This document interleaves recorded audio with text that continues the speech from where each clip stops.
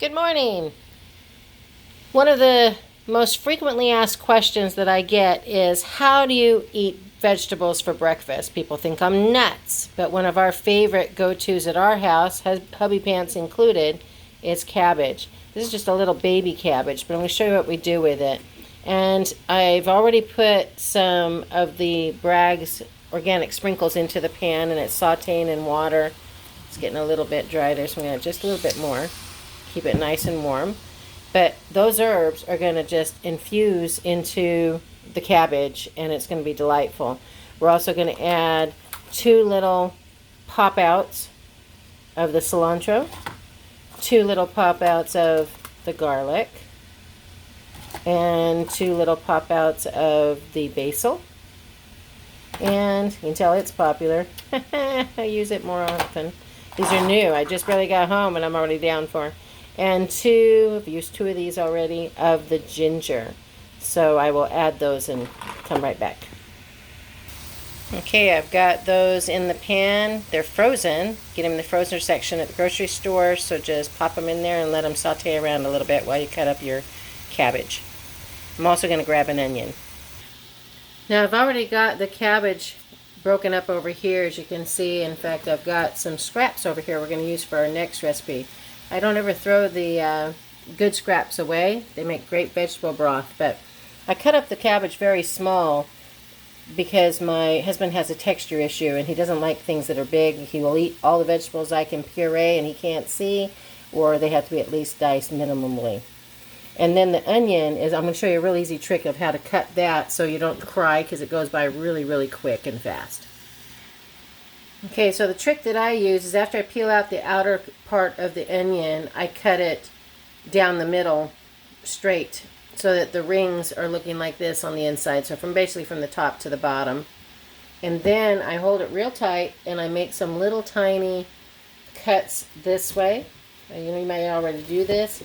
This was new to me when I discovered it. I tortured myself over cutting up onions and trying to be cool like the chefs on TV for years by, you know, having a knife that goes faster than lightning, tapping up and down and mincing things. But I just cut these little slits across it like this and then give it a sideways tilt. And now I can do those little tiny cuts, and automatically you have an entire row of teeny little minced up onions. Voila, who knew? Easy as can be. Alright, when it gets down to the end, don't cut your fingers.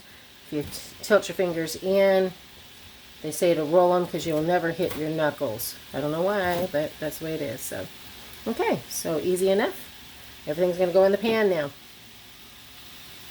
Okay, I've dumped everything into the pan now. I put the onions on the bottom so they can start browning first. But you want to keep that moving. If your pan starts to get a little dry, look, all those frozen herbs have broken down. The Bragg's is broken down. If you could just smell this, the combination of ginger and onion and garlic and cilantro and basil. Oh my gosh, I'm in love with basil. I want to take a bath in basil and rosemary. I think that would make a great shampoo. I don't know, maybe somebody will think I'm breakfast. I don't know.